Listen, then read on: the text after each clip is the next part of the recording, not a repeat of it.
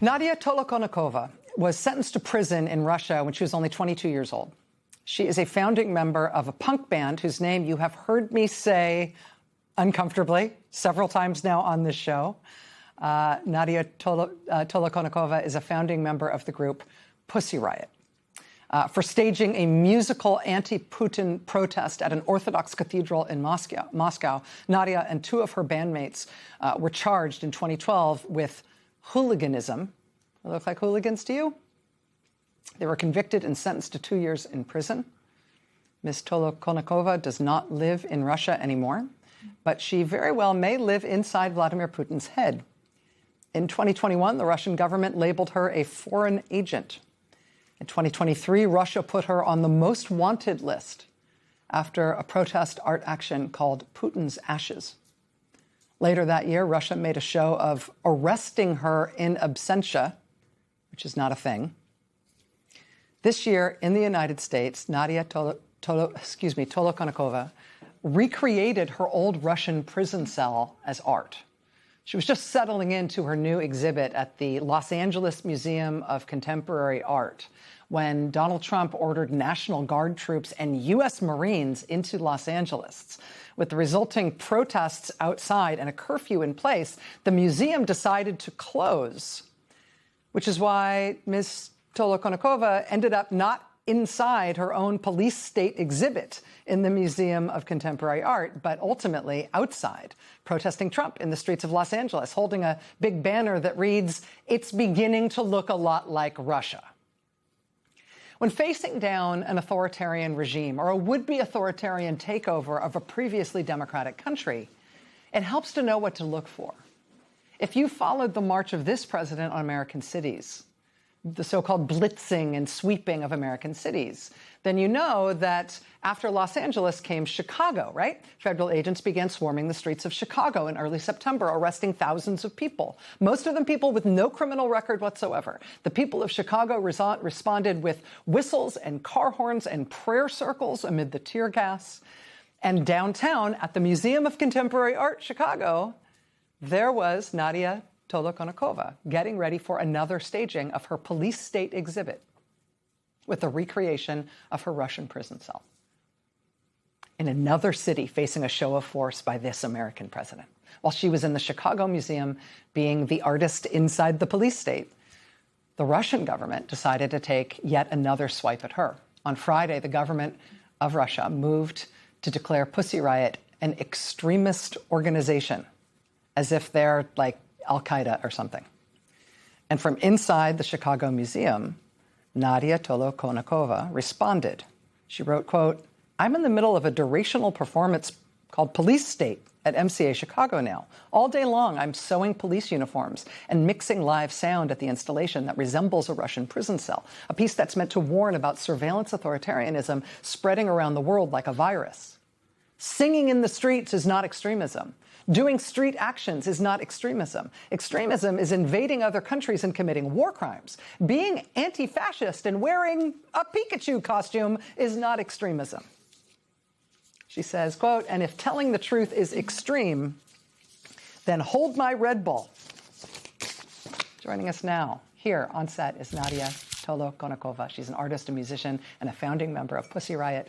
A book documenting her police state exhibit comes out next week. You can pre-order it now, along with a 7-inch record, which might be the most punk thing ever said on The Rachel Maddow Show, after the name of your band. Nadia, thank you so much for being here. I wanted to give you the mask so you could be an extremist as well. Oh, that is very kind of you. Welcome to Pussy Riot. That is, I treasure it. Thank you very much. It means a lot to me. What is scary in Russia for wearing this, once we are going to become officially an extremist organization, you can actually go to jail for that. For having something that identifies you with Pussy Exactly, Riot. for having it at home, even not wearing, if they find it at home. What's the difference between the way that you and other members of the group have been individually targeted? I mean, you've spent time in prison. You and your colleagues have been arrested. The individual targeting of you, what's the difference between that and this declaration that the group itself is extremist? This declaration means they want to erase us from public consciousness. Because even though Russian authorities claim that we can't really influence Russian people's minds from the outside, they made us escape our own country, live in exile. I guess it still gets to people's minds and hearts, and by calling the entire organization illegal, you can't mention us without saying that this organization is forbidden on the territory of Russia, and you can't say anything good about it because otherwise it's going to be supporting extremism. Our supporters, relatives might be in trouble. If you send us any money, even 1 cent, you are going to be sent to prison for extremism. If you post on Twitter or Facebook, same thing. Recently, our president used an executive order to try to declare Antifa, which is just a general term that means anti-fascist, a terrorist organization. And the reaction to that in the United States has mostly been dismissive because people think that it's not operable. It's nothing that they can act on. But it sounds to me like it's very much in keeping with the type of playbook that you and your colleagues are up against. I wonder if you think that we're being... if we're asleep at the wheel, if we're not taking these things seriously enough here. Yes, it seems a lot like Americans prefer not to notice the destruction of democracy that is happening right in front of your nose. And it all starts with scapegoating certain groups of people.